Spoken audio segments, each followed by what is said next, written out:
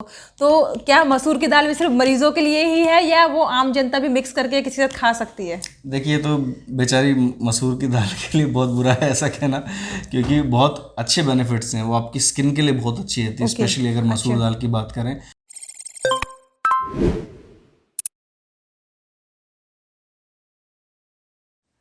बचपन से ही हम खाने में बहुत चूजी होते हैं, चाहे वो दाल की बात हो या सब्जी की। बच्चे ही नहीं, बड़े भी। कई ऐसी सब्जियां होती हैं जिसको हम कहते हैं कि हम ये सब्जी नहीं खाएंगे, ये दाल नहीं खाएंगे। आज इसी वर्ल्ड पल्सिस डे पे हम ऐसे डॉक्टर से बात करेंगे जो दाल के महत्व के बारे में बताएंगे। नमस्कार, आप देख रहे हैं पहचान फरीदाबाद। मैं हूं हेमलता रावत।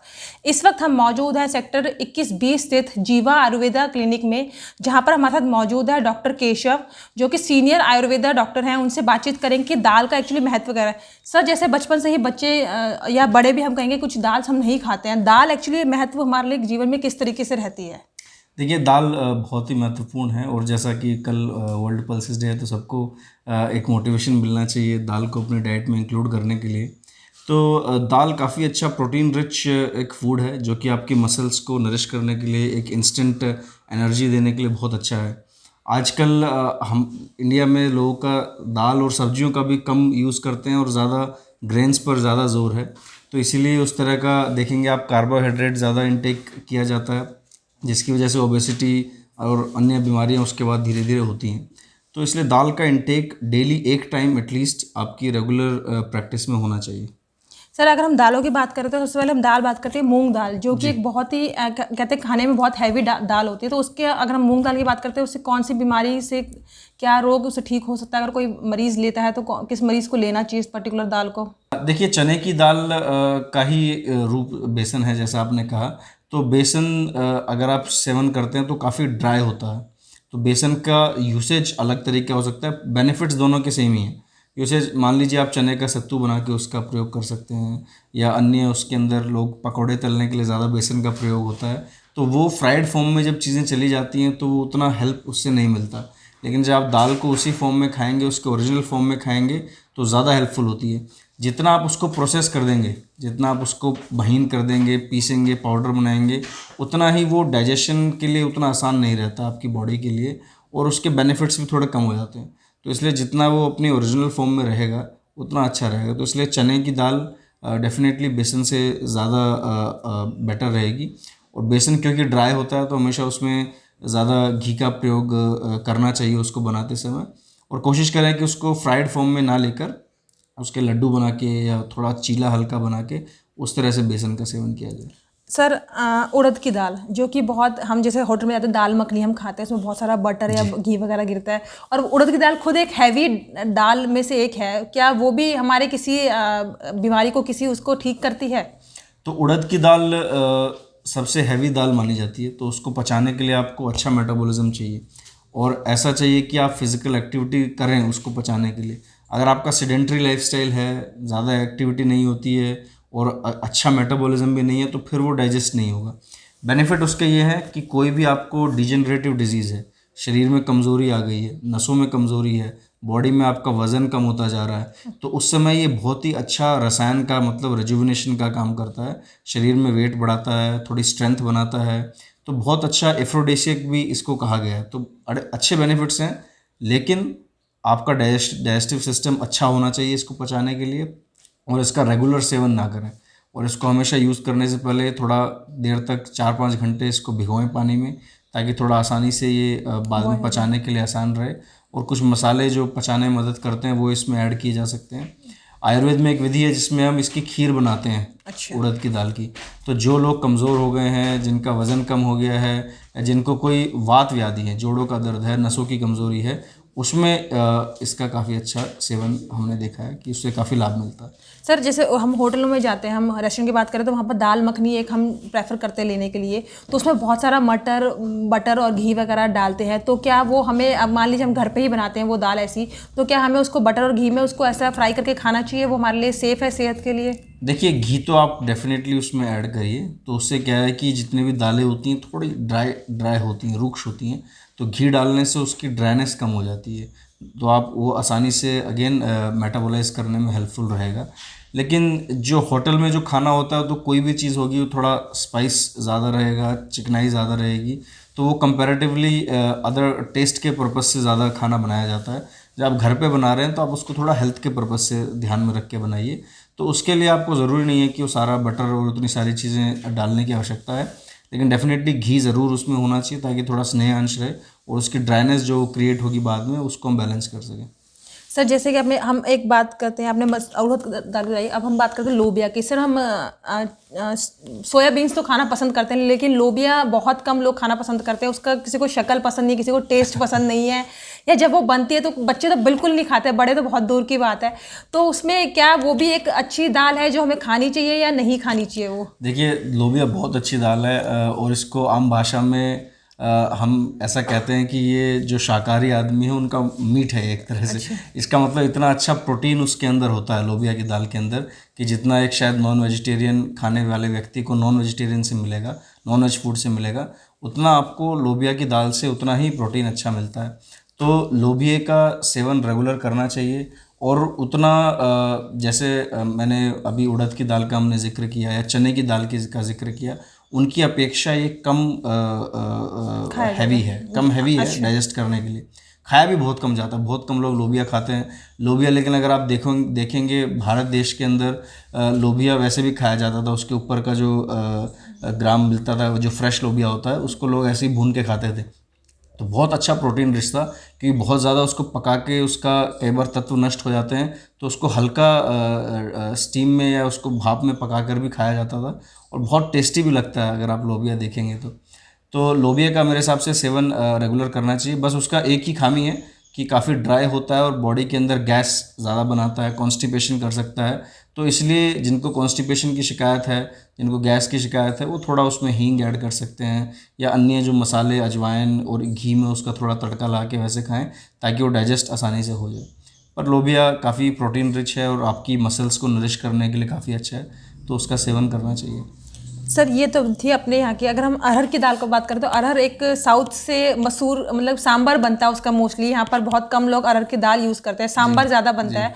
तो क्या साउथ के लोगों को ये जो साउथ की जो दाल है अरहर की दाल, तो क्या यहाँ पर भी वो फ़ायदेमंद है? अरहर की जो दाल है बनती ही बहुत ईजीली है, टेस्ट भी लोगों को पसंद आता है, पर मोस्टली सांभर उससे बनता है ज़्यादातर। तो जी, ऐसा अरहर की दाल ऐसा नहीं है कि सिर्फ साउथ में ही ज़्यादा खाई जाती है। डेफिनेटली सांभर उसका अच्छा बनता है, लेकिन नॉर्थ में भी काफ़ी लोग खाते हैं। इवन यूपी बिहार इस साइड भी तुर दाल के नाम से उसको जाना जाता है और काफ़ी कॉमनली उसको लोग अपनी रेगुलर प्रैक्टिस में यूज़ करते हैं और चावल के साथ और अन्य अनाजों के साथ उसको खाया जाता है।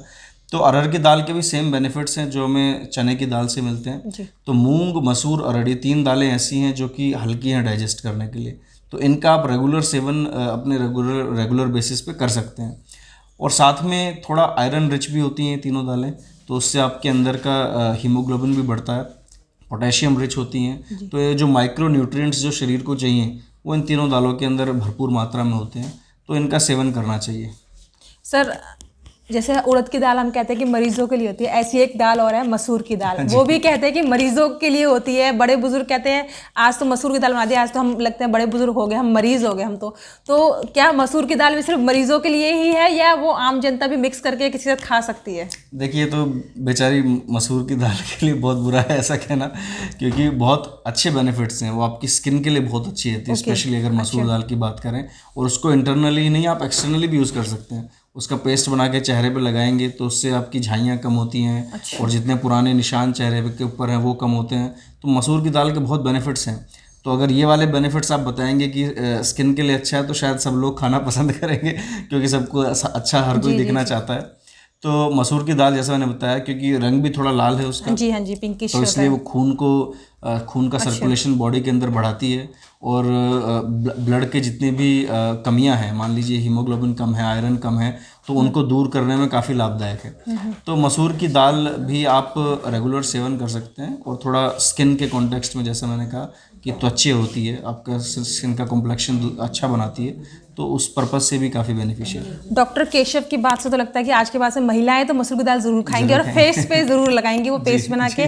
सर जैसे आपने कहा कि दालों में तो प्रोटीन, विटामिन, कैल्शियम सब चीज़ होती है, पर अगर उसमें कुछ मसाले ऐड कर दे तो उसके जो डाइजेशन पावर है वो हम आसानी से कर सकते हैं। उसमें मसाले अगर हम बात करें तो अगर हम घरों में महिलाएं बनाने चाहें कोई दाल तो उसमें किस टाइप के मसाले वो ऐड करना चाहेंगी, आप थोड़ा उनको गाइड कर दीजिए जिससे वो दालों को प्रेफरेंस हो सके उनका। देखिए जितनी भी दालें हैं सब थोड़ी गैसी होती हैं, यानी कि गैस बनाएगी दाल। जी। तो उसको आपको ध्यान में रखना है कि उस तरह के मसाले डालें जो गैस को कम करते हैं। तो जीरा बहुत अच्छा मसाला है जिसको रेगुलर हर खाने में डाला भी जाता है, इसमें भी डालें। हींग का प्रयोग करें, थोड़ा अजवाइन भी डाल सकते हैं कूट के। और अगर आपको कोई ज़्यादा गर्मी नहीं है बॉडी के अंदर, कोई अल्सर वगैरह नहीं है, तो थोड़ा काली मिर्च भी इसके अंदर ज़रूर डालिए, वो भी काफ़ी बेनिफिशियल रहेगा। लाल मिर्च का प्रयोग ना करें, काली मिर्च का प्रयोग करें, वो आपकी बॉडी के अंदर बायो अवेलेबिलिटी बढ़ाती है। जो खाया है उसको लगे आपकी बॉडी में, केवल पेट में ही ना रहे, वो लगे जाके, तो उसके लिए काली मिर्च का बड़ा अच्छा रोल है, तो उसको आप डालिए। और जितने भी अन्य मसाले हैं, धनिया आप डाल सकते हैं, थोड़ा अदरक उसके अंदर ग्रेट करके डाल सकते हैं, वो भी काफ़ी अच्छा रहेगा। सौंफ थोड़ा अगर डालना चाहें तो वो भी डाल सकते हैं, हल्दी ज़रूर डालिए। तो ये स्पाइसेस हैं जो रेगुलर फूड में डलते हैं, पर इसमें भी डालें। बहुत ज़्यादा प्याज और लहसुन डालने की ज़रूरत नहीं है, बहुत ज़्यादा तेल डालने की ज़रूरत नहीं है। ये वाले जो मैंने स्पाइसेस बताए ये अच्छे रहेंगे और उसको दाल को ईज़िली पच जाए, वो डाइजेस्ट आसानी से हो जाए, उसमें हेल्प करेंगे। फिर भी अगर लगता है कि आसानी से नहीं पच पा रही है तो उसको थोड़ा सूप फॉर्म में बनाएं, पानी उसके अंदर ज़्यादा रहे दाल के अंदर, और थोड़ा लिक्विडी सूप फॉर्म के अंदर उसको पिए और गरम गरम पिए। लाइक जैसे घोट के, बिल्कुल कहते हैं दाल बिल्कुल घुट जाए तभी वो पक जाती है, ऐसे टाइप में। बिल्कुल घोट के या सांभर बना के, जो कि सांभर की आपने बात की, तो थोड़ा पतला बना के सूप के फॉर्म में उसको लें ताकि वो आसानी से डाइजेस्ट हो।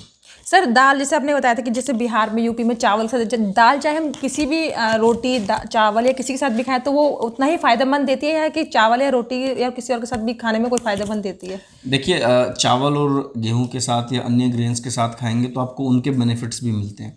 तो वो अलग अलग राज्यों में जो स्टेपल फूड है वहाँ का, जो वहाँ उगता है, लोग उसी के साथ ज़्यादा प्रेफर करते हैं। जी। ये पंजाब हरियाणा की बेल्ट में गेहूँ काफ़ी अच्छा होता है, तो इधर लोग गेहूँ ज़्यादा खाते हैं, तो इसलिए आप देखेंगे रोटी के साथ खाया जाता है। जहाँ चावल ज़्यादा उगता है वहाँ लोग चावल के साथ भी खाते हैं। तो वो ऐसा नहीं है कि उससे कुछ उसके जो बेनिफिट्स हैं वो कम हो जाएंगे। तो आप किसी भी अन्य जो भी भोजन पदार्थ है उसके साथ इसका सेवन कर सकते हैं। और दाल को आप अकेला भी खा सकते हैं, और कोशिश करें कि पहले अगर आप दाल के साथ कोई ग्रेन खा रहे हैं तो पहले कुछ चम्मच 5-6 चम्मच दाल के पहले पिए जाएं, उसके बाद आप बाकी भोजन शुरू करें। तो उससे क्या होता है कि थोड़ा सा प्रोटीन पहले शरीर के अंदर जाता है, तो आपका जो अन्य मेटाबॉलिज्म है बॉडी का, जिसमें कि कार्बोहाइड्रेट और अन्य चीज़ें होती हैं जो कि इंसुलिन की प्रोडक्शन को कंट्रोल करती हैं, तो इससे थोड़ा वज़न कंट्रोल करने में, डायबिटीज़ में और अन्य जो वेट रिलेटेड बीमारियां हैं उनमें भी थोड़ा लाभ मिलता है।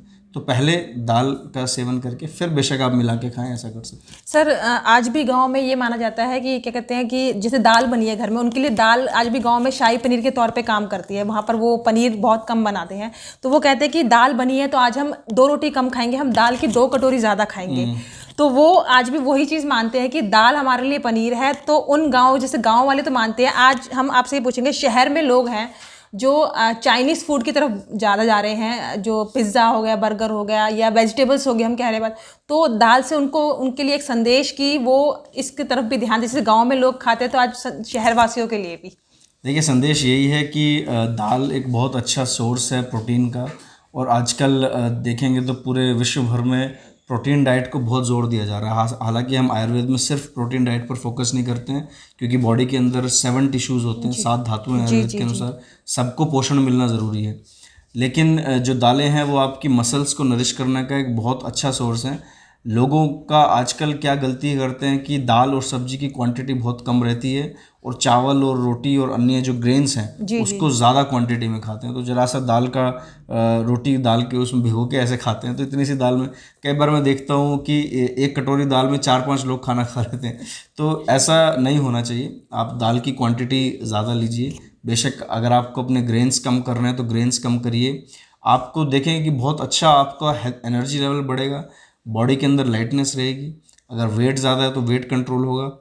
एक सिंपल सी मैं टेक्निक बताता हूँ कि आप मूंग, मसूर, अरहर ये तीनों दालें लीजिए, थोड़ा थोड़ा जितना क्वांटिटी में आप खा सकते हैं, और उसको रात को भिगो के रख दीजिए। सुबह उसके अंदर घी के अंदर थोड़ा जीरे का तड़का लगा के उसको फिर थोड़ा नमक और काली मिर्च जैसा भी आप डालना चाहें, उसका आप सेवन डेली सुबह एज अ नाश्ते के रूप में करिए।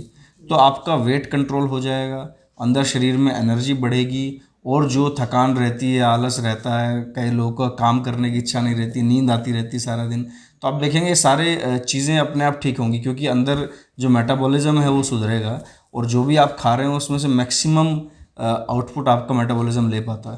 तो इसलिए दाल का थोड़ा सेवन रेगुलर करना चाहिए, और कोशिश करें अच्छी क्वालिटी की दाल भी ली जाए। आजकल बड़ा ये भी बहुत इशू है कि अच्छी क्वालिटी की दाल लेंगे कहाँ से, पॉलिश्ड दालें ज़्यादा आती हैं, तो अनपॉलिश्ड दालों का सेवन करें, ऑर्गेनिक सोर्स ढूंढें जहाँ से अच्छी दाल मिलेगी, और उनका से बहुत ज़्यादा उसको प्रोसेस्ड वे में ना लिया जाए, और हमेशा फ्रेश बनाएं। आजकल लोग ये करते हैं, सुबह बना दिया उसी को दोपहर में खा रहे हैं, रात का बनाया वो अगले दिन खा रहे हैं, तो उससे फिर आपको बेनिफिट नहीं मिलेगा। तो फ्रेश बनाकर उसको खाइए। सर, जैसे साल 2020 कोविड का रहा, महामारी का दौर रहा, महामारी में मरीजों को अगर हम बात करें सिर्फ कोविड के पॉजिटिव मरीजों को, तो उनके लिए सबसे बेस्ट दाल की अगर हम बात करें सिर्फ एक पर्टिकुलर दाल की, तो कौन सी सबसे बेस्ट दाल है जिनको उनको सेवन करना चाहिए था? देखिए, अगर इस समय कोविड है, उस समय तो मूंग का दाल का सेवन करें या मसूर का दाल का सेवन करें। कोविड के जाने के बाद जब पाचन थोड़ा बेटर हो जाए, अच्छा डाइजेशन आ जाए, तो उस समय बाकी दालें भी ऐड कर सकते हैं। हफ्ते में एक बार उड़द की दाल लें, उड़द की दाल का खीर बना के ले सकते हैं। हफ्ते में एक बार चने की दाल भी ले सकते हैं, और बाकी जो हमने अभी दालों का जिक्र किया, जैसे लोबिया की दाल काफ़ी अच्छी होती है, तो उसका भी अपनी डाइट में इंक्लूड किया जा सकता है। लेकिन जब बुखार है, भूख नहीं लग रही, काफ़ी ज़्यादा सिम्टम्स होते हैं कोविड के, तो उस समय अगर कोई दाल लेना चाहते हैं तो मूंग और मसूर की प्रेफरेबल लीजिए। पहचान टीम की आपकी ओर से दाल के लिए एक बहुत अच्छा विशेष एक संदेश लेकर आए थे। हम आपसे उम्मीद करेंगे कि आपके बच्चे, बड़े बुजुर्ग या जो युवा हैं जो बहुत चूज़ी रहते हैं दालों को लेकर, इस वीडियो के बाद वो आपसे कहेंगे कि मम्मी हम तो यही दाल खाएंगे, आप ये दाल बनाइए, हमारे लिए ये बेटर है। देखते रहिए पहचान फरीदाबाद। आगे के समाचार के लिए मैं हेमलता रावत।